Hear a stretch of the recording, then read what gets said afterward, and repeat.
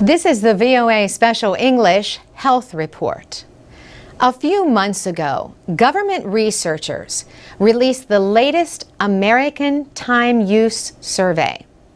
It included the average time per day that Americans spent providing childcare between 2006 and 2010. Among adults living with children under age 6, women spent 1 hour and 6 minutes a day providing physical care, like bathing or feeding. Men spent 26 minutes. Yet a new study suggests that men are biologically designed to care for their children. It confirmed that testosterone levels drop after men become fathers. Testosterone is the main sex hormone responsible for the changes when a boy develops into a man.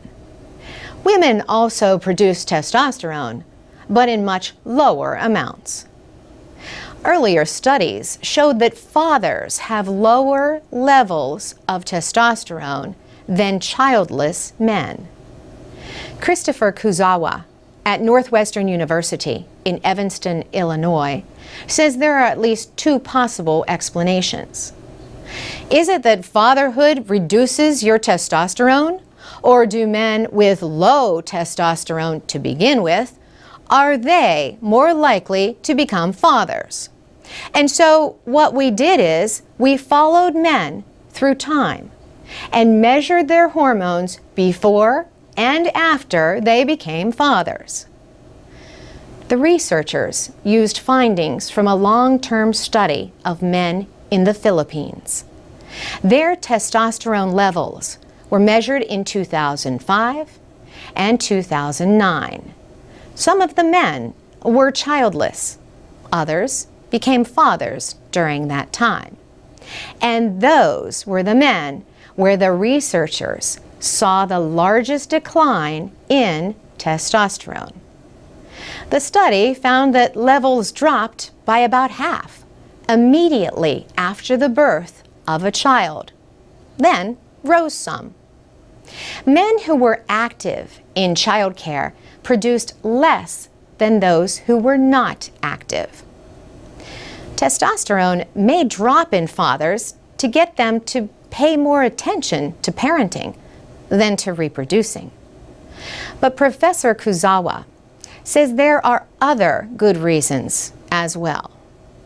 Having high levels of testosterone can increase your risk for diseases like prostate cancer and testicular cancer. The study is in the proceedings of the National Academy of Sciences. Studies have shown a similar drop in other mammals and in birds after mating periods to allow for caregiving. Animal studies have also shown that the greater the involvement of males, the lower their testosterone levels. We asked Thomas McDade, another author of the study, if levels also drop in men who adopt children. That is an interesting question, he says, and the next obvious thing to study. For VOA Special English, I'm Carolyn Presutti.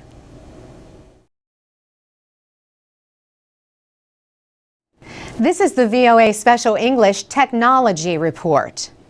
Have you ever heard the expression, a ball of energy? People often use the term to describe very active children.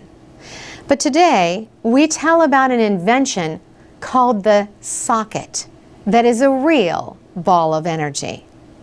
A woman who developed the socket calls it a cutting-edge portable generator in the form of a soccer ball. Julia Silverman developed the socket with Jessica Matthews as part of a group project for an engineering class at Harvard University. To better understand what a socket is, you first need to understand how it works. When you play with a ball, a lot of energy is transferred or moves to the ball. Julia Silverman says the socket captures this energy before it is lost or breaks up into the environment. Her invention attempts to capture the energy and then store it for future use.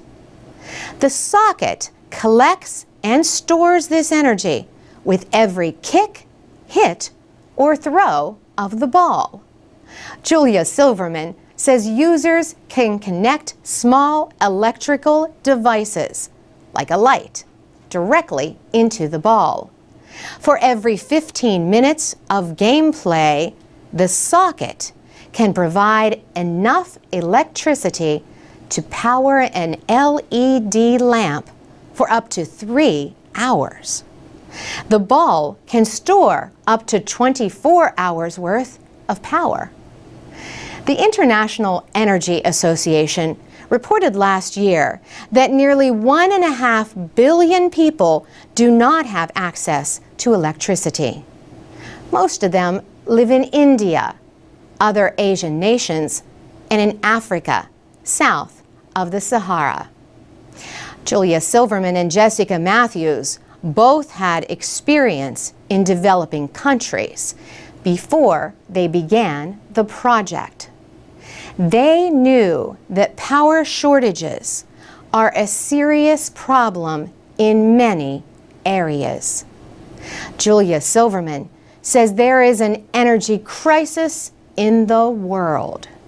She notes that 1 in every 5 people does not have any electricity. And there are health issues because those with no electricity may use devices like kerosene lamps, which can produce a lot of smoke. Ms. Silverman says the socket is one small solution to a big problem. Jessica Matthews and Julia Silverman have started a nonprofit organization called Uncharted Play. They hope their socket ball will shine more light on the problem of power shortages.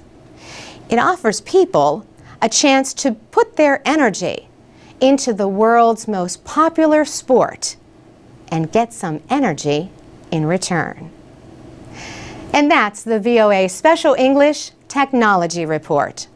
For VOA Special English, I'm Carolyn Presutti. This is the VOA Special English Health Report. How many calories we eat appears to be more important than what we eat when we eat too much. That was the finding of a new study that should be satisfying to anyone who counts calories for weight control. More than 1 billion adults are overweight. The World Health Organization calls obesity a global epidemic. Government researchers have just reported their latest estimates for the United States. The good news, obesity rates have not increased much in recent years. The bad news, they have not decreased either. More than 1/3 of adults were obese in 2009 and 2010. Anyone who has ever tried to lose weight knows there are all kinds of conflicting diet plans. Some tell people not to eat carbohydrates. Others say not to eat fats. Still others say to eat more protein or to eat less protein. Dr. George Bray at the Pennington Biomedical Research Center in Louisiana led the new study. He wanted to know if protein affects weight gain. 25 healthy adults were in the study. They were overfed by almost 1,000 calories a day over an 8-week period. Calories in food are a measure of energy. The people followed diets with low, normal, or high levels of protein. Normal was defined as 15% of energy from protein. Dr. Bray says all of them gained weight. Fat storage was exactly the same with all 3 levels of protein. It was the calories that they ate that affected the body fat that they stored. Those who ate a higher percentage of protein gained more lean body mass. Dr. Bray says the opposite happened on a low-protein diet. If your protein intake's low, you'll actually lose body mass even though you're eating an excess amount of calories. He tells his patients to weigh themselves regularly so they can know quickly if they gain weight. His study appeared in the Journal of the American Medical Association.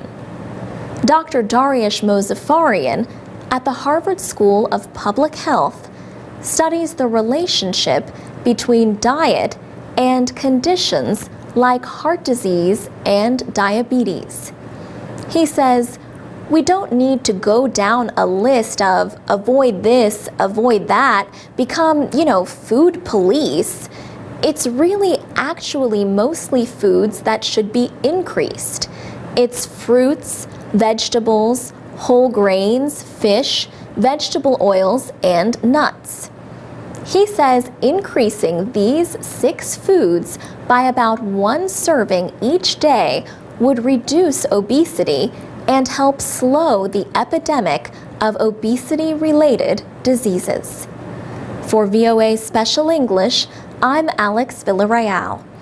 You can find a video about the study at voaspecialenglish.com. From VOA Learning English, welcome to the Economics Report in Special English.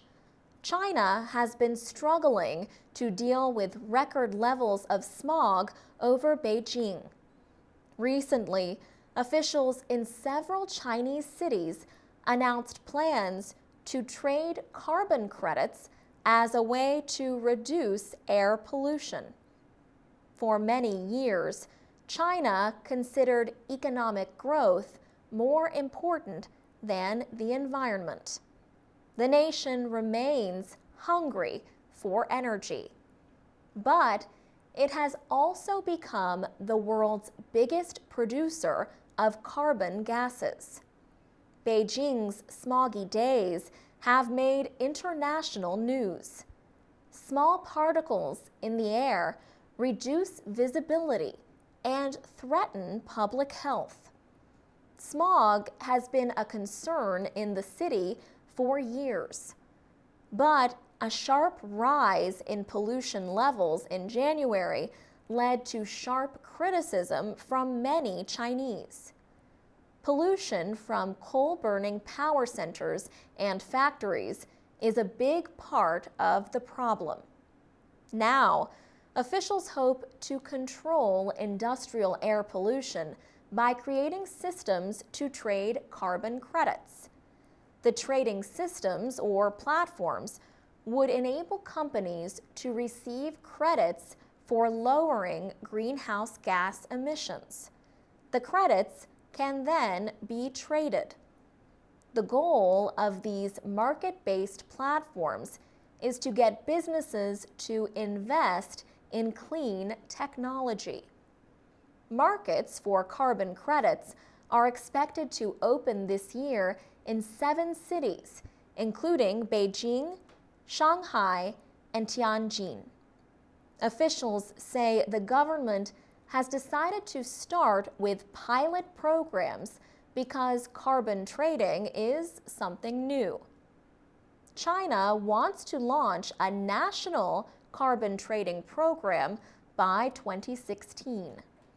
Still, public pressure continues building on the government to find an answer to thick air pollution.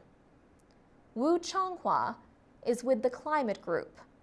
She says the Chinese people are looking at more than jobs. They want a better environment, too. For VOA Learning English, I'm Alex Villarreal.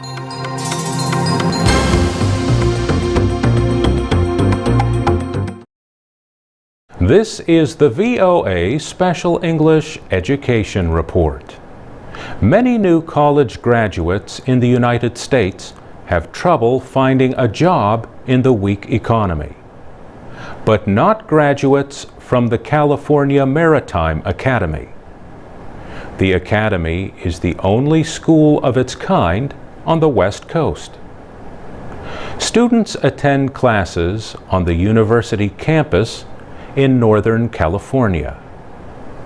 But they also gain experience by going to sea in a floating classroom, the training ship Golden Bear.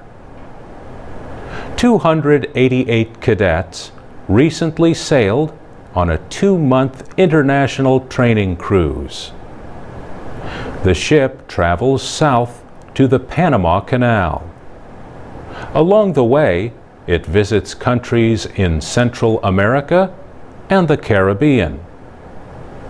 Vasile Tudoran is a mechanical engineering student at the California Maritime Academy.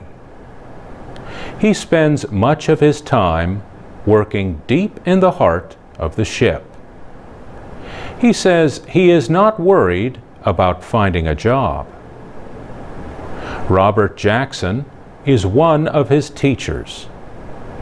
He says the majority of the Academy's students have between 1 and 2 job offers before they complete their studies. He says most of those job offers are between $60,000 and $120,000 a year. In addition to working on ships, he says, engineering graduates from the Academy also get jobs with power companies and satellite companies. Instructor Bill Schmidt says the situation for marine transportation students is not as bright as it was before the economic downturn, but it is recovering.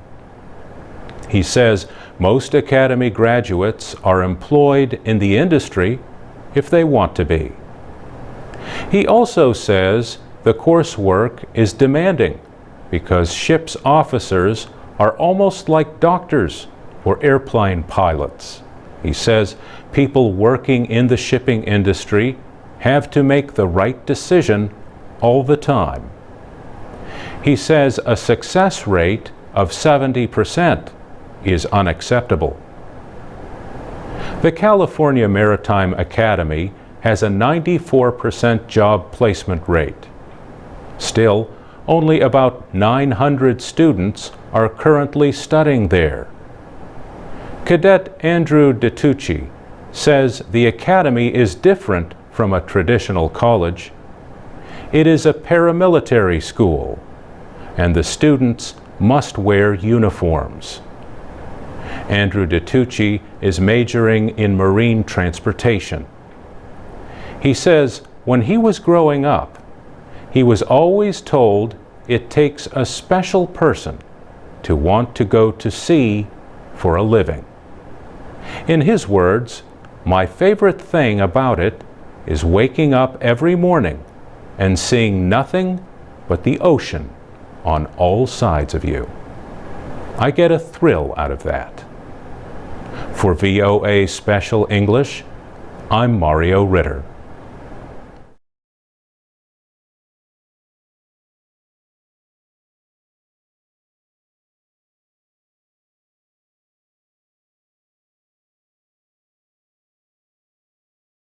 So Rivka, today on Talk to Us, we are asking people ahead of the anniversary of the September 11th terrorist attacks on the United States, that's tomorrow, we're asking people, how do you think we can prevent terrorism in the future? What's the best way? In any country, obviously Indonesia has had terrorism. Has had terrorist attacks, and what do you think is the best way to prevent terrorism? Well, for me, it's a different case in Indonesia, right? Because, as you know, Indonesia is it's not a long story, but we have a special story about terrorism, in Indonesia. For me, as learning from my country, it's the best to approach. I think the best approach is from education. because most of the terrorism network, they usually recruit the young people who are usually like poor and undereducated, and they recruit them and they make like promises for wealth and a better living by becoming one of the member. So for me, education is the best approach, especially for young people. And so if they're promising a better way of living in addition to education, and I'd like to know what kind of education you think, it also sounds like young people might need more jobs, for example. Yes, exactly. So for me, like education, as far as I know, maybe the best like formal education in schools. The school should teach them how to, make a better life, like giving moral like life lessons and how to be. I'm not saying like how to be a good person, but giving them what should I say, like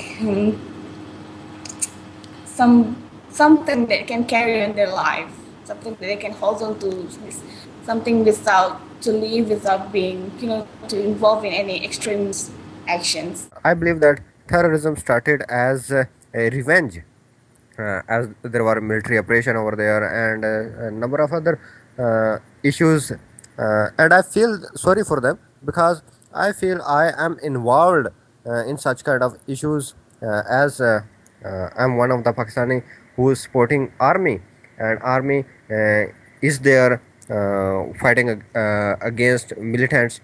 In fact, militants want something improvement in their area, or Islamic societies there, or whatever their requirements are. We need to discuss them. So when you say you feel like terrorism is revenge carried out by which side? The militants?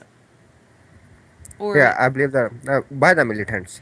but why, if we can get to the root of why you think they are carrying out the revenge, how would you prevent that revenge from taking place at all? Well, as you said, the revenge is always a reaction. First, you have to stop action for that. What do you think they're reacting to? Well, I believe that it is because of military involvement in the FATA and all the border areas where our military is operating currently. Plus, as we were supporting US in Afghanistan, and that was the major issue.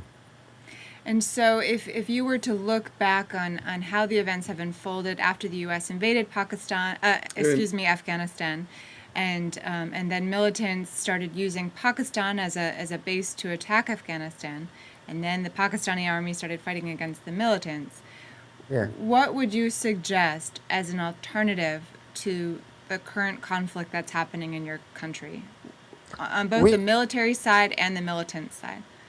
Well, we need to clarify that, as we see that militants on their side, they think that they are fighting for Pakistan, and military of course is fighting for Pakistan as well. So why they are killing each other if they both are fighting for Pakistan, for the peoples of Pakistan? They need to sit together, they need to talk to each other, that what is the solution, So, how the, well, so yeah. then, what do you think is the solution in terms of how do you get the two sides to come together, or to realize that perhaps they share common ground, as you just described? Yeah. Well, I see that the basic roots were again in Afghanistan, as army was supporting USA over there, and uh, as we Muslims consider that USA is against Muslims, and Afghanistan as it was being led by Muslims, so we consider that the Pakistan army shouldn't fight against Afghanis or with the USA over there, and this will be the first thing. But I don't consider that our army will be turning back from the Afghan war, as we have led number of fights there, and we are supporting since long. What do you think is the best way to prevent terrorism? Prevent terrorism. Best way to means we should search all the time. Like our government should, search all the time. search all the time? Yeah, search all the time, and we should look like the people in our surroundings. If we have doubt, so like as a public, like we should inform them if we have any doubts or any discussion nearby. So you think that the authorities should search for weapons, for example, or plans for Yeah, terrorism? plans. Yeah, people like surrounding people. If we have suspicious nature people, Would so you encourage more police to be on the streets of the United States, for example? Do you want more cameras? How yeah. would this searching take place? Right. I mean, Yeah, it's like security should be tight, like security everywhere should be tight and everywhere. Like even though in the streets and so that would be nice. Like if the security is tight, like camera, some people, like the government people, not in the police dress, like they must be in the usual dress, They must be in regular plainclothes the dress. regular clothes. Yeah. yeah. Well, so now, how long have you lived in the U.S.? Oh, I have been living in the U.S. For 3 years. 3 years. And so how would you compare? I mean, here we are, we're a day before the 12th anniversary of the September 11th attacks on New York and Washington. Uh, How would you compare security here to the way it was, let's say, in India? Oh, India, India's security is not good. Security here is good. As the big country, they have more danger. Don't you think so? As a big country, more successful country, developed country is more dangerous. So everyone, we know. But India has also a lot of, crisis before that. But I think security is tight on airports and everywhere when we go. There's a lot of security now. What do you think is the best way to prevent terrorism? Okay, I don't get you because your voice is not clear. If it's possible, right in the sky. Yeah. Sorry. It's okay.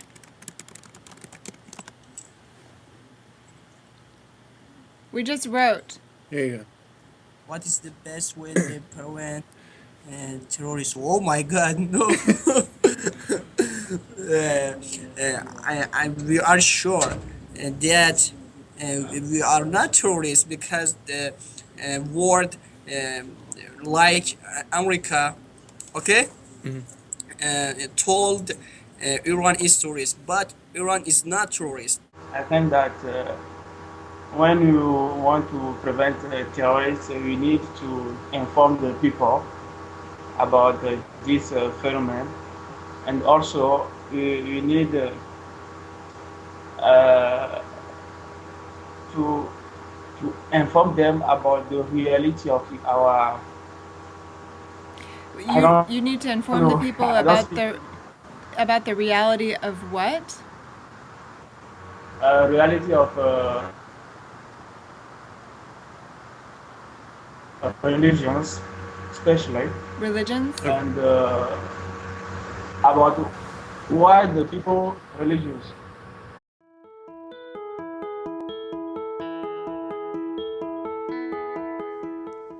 From VOA Learning English, this is the Economics Report. There has been a lot of talk about the debt ceiling in the United States. The debt ceiling is a legal limit on how much the federal government can borrow. Political disputes over that amount have concerned investors in recent weeks. American lawmakers must negotiate a new debt ceiling every time the federal debt reaches that legal limit. National debt grows when a government spends more money than it has available. Governments offer bonds and other investments to raise money to pay for this spending. In return, the government promises to repay with interest the investors who buy these securities. The financial demands of World War I led American lawmakers to establish a total debt limit. In 1917, Congress agreed that the president could borrow up to a set amount without seeking approval. Congress has agreed to change the debt limit 10 times since 2001. But the major parties may disagree on spending levels or on the need to borrow to pay for government operations. Other nations buy United States Treasury securities because they are considered the safest investment in the world. The partial shutdown of the federal government led to worldwide concern about the safety of these investments. Congress agreed to reopen the government without enforcing the debt ceiling, only one day before borrowing reached the legal limit. Lawmakers agreed to let the president decide what the Treasury Department could borrow through February 7th. Congress must now negotiate a new debt limit and resolve other budgetary issues in order to avoid another crisis. For VOA Learning English, I'm Carolyn Persutti.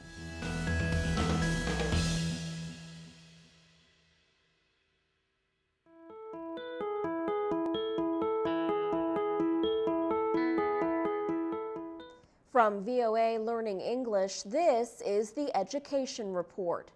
Experts estimate that half of the 6,000 languages spoken on our planet will have disappeared by the end of the century. In West Africa, academics are trying to protect the language and rich cultural heritage of Togo. At the University of Lomé, Professor Nbueke Adovi Goiakwe studies video of Gen cultural rituals. The professor is a cultural heritage specialist. He himself is a Gen, one of many ethnic groups in Togo. He has made films of Gen cultural customs with financial assistance from the United States. He says the Gen have an important place in Togo's history and culture. Gen rituals show how its people see their world, the interaction between the living and the dead, the seen and the unseen. The Gen believe in many different voodoo gods. But today, Professor Goiakwe says fewer and fewer Gen children go through voodoo initiation ceremonies. He says that increasingly, the new generation does not recognize the importance of these cultural traditions. He says formal education and the spread of Christianity have reduced their influence. Many young people think traditional practices are uncivilized. And while the Gen language is widely spoken in Lomé, the professor says it is not taught in schools. Gen is one of about 39 languages spoken in Togo. Anahit Menashan is a language specialist with the United Nations Educational, Scientific, and Cultural Organization. She says a language needs people who speak it as their first language. She says a language needs people who can speak it as their second language. If there are not, she says, a language is extinct. She says languages can die as a result of increasing globalization. For VOA Learning English, I'm Alex Villarreal.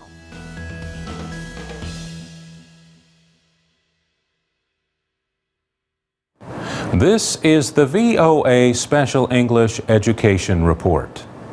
The National Park Service in the United States will mark its 100th anniversary in 2016. As it nears its second century, the Park Service plans to increase its educational programs for students and teachers. The plans include transportation support for 100,000 students each year to visit national parks to learn about nature and history.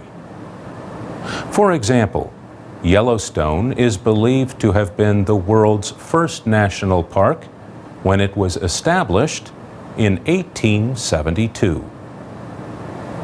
Other students will get a chance to see parks in faraway places through Skype and other online programs. The National Park Service also works with partners to provide education. One of its partners is a nonprofit organization called NatureBridge. NatureBridge is celebrating its 40th anniversary and says 1 million young people have taken part in its programs. The organization works with students from kindergarten through 12th grade and uses national parks as its classrooms. It provides field science programs at Yosemite National Park and 4 other locations in California and the northwestern state of Washington. Now, NatureBridge is launching an East Coast Center with a $4 million grant from Google. The program will begin in April at the Prince William Forest Park in Virginia. Students stay for 3 to 5 days in NatureBridge programs. The activities are aimed at developing their science skills. For example, they learn about different soils and study water quality under a microscope. Jason Morris is Executive Vice President of NatureBridge. He says when they are not sleeping, eating, or in a laboratory, the students spend their time outdoors. Julia Washburn is Associate Director of Education and Interpretation for the National Park Service. She says in a time of budget cuts, the agency has to find ways to still meet its goals. We are not likely to get a lot of money in this current economy. This is about doing different work with the money that we have and redirecting resources into it. Ms. Washburn says one of the most important services that the Park Service provides every day is nature interpretation. She says interpretation is a form of informal education. So park rangers are interpreters. They orient you to the place you are in and help you make connections, emotional and intellectual connections, with the place. For VOA Special English, I'm Mario Ritter.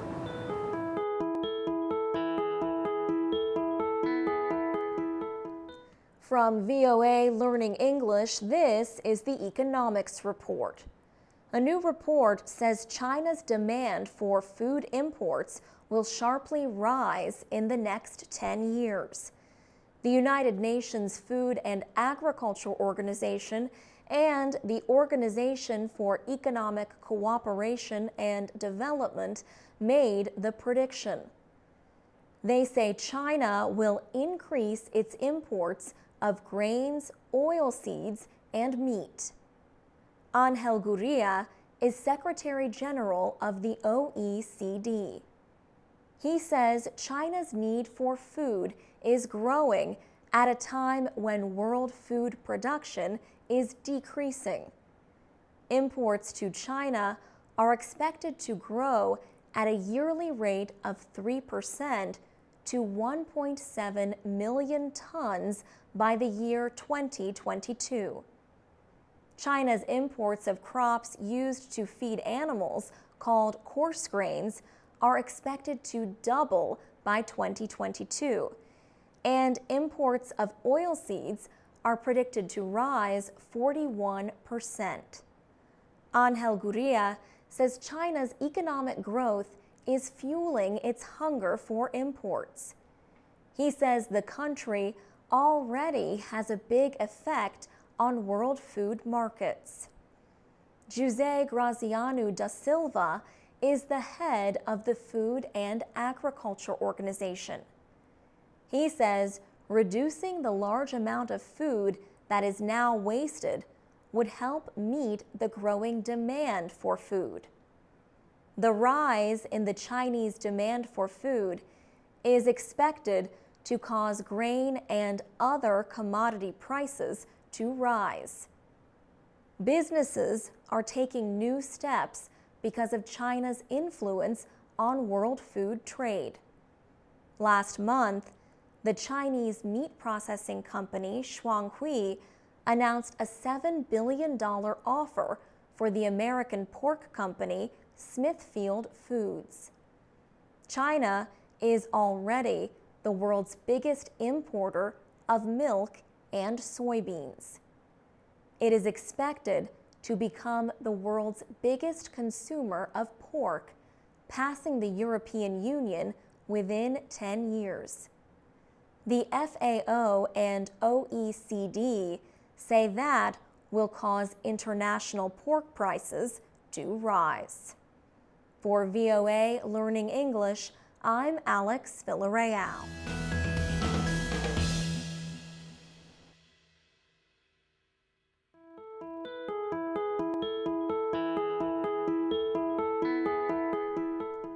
From VOA Learning English, this is the Agriculture Report.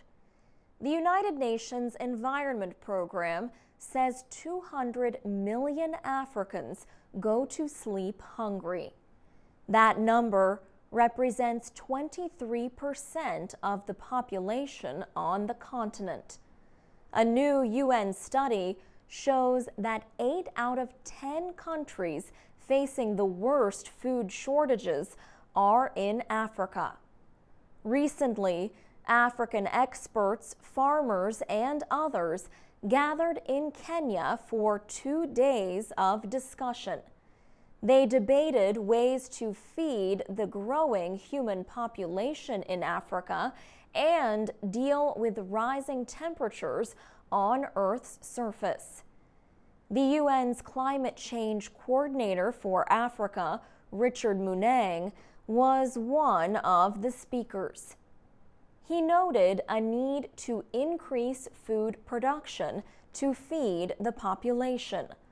But, he said, it is important to find ways to feed people without destroying forests, rivers, and seas that provide food. At the meetings, Emmanuel Dlamini served as a negotiator for One Africa, a group that fights extreme poverty in Africa. In his opinion, climate change is here to stay. He says African governments and farmers have to look for ways to deal with the changes. Most African countries depend on rain to prepare their farmland and to start growing crops. For the past few years, a lack of rainfall has affected several countries, making their populations dependent on food aid. African farmers say that a combination of unpredictable rain and rising temperatures creates an environment for crop diseases that affects production. The conference also heard from a representative of Nestle, one of the world's largest food companies. Nestle Africa's Hans Jor says farmers need assistance from food processing companies and non-governmental organizations. For VOA Learning English, I'm Alex Villarreal.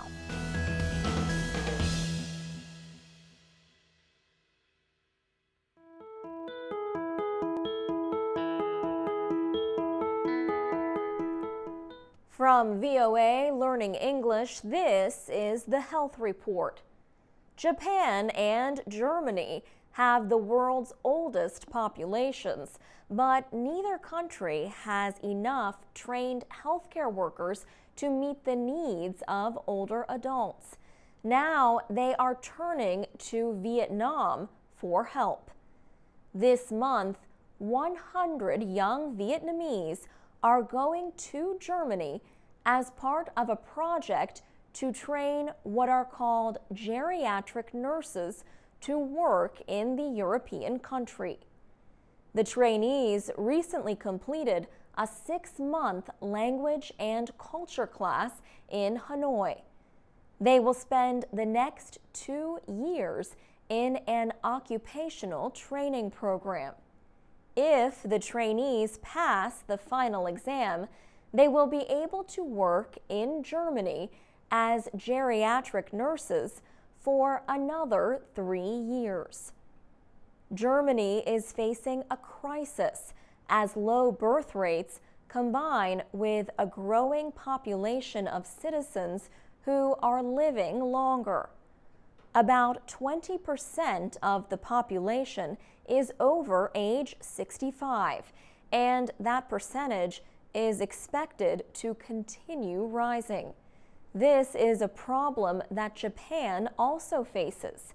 Later this year, 150 Vietnamese candidates will go to Japan for 2 years of training at the country's hospitals. After that, they are expected to take the national nursing exam. Japan already trains nurses from the Philippines and Indonesia, but the healthcare system has been criticized for being too restrictive. All candidates must take the same exam, but it is very difficult for foreign applicants because few can speak the Japanese language. Many Japanese are opposed to foreigners working in some industries. Critics say foreign labor could lead to higher unemployment. But there is little opposition to foreign nurses. In Vietnam, there are not enough jobs for everyone who wants one. Most children are expected to care for their aging parents when they get old. For VOA Learning English, I'm Alex Villarreal.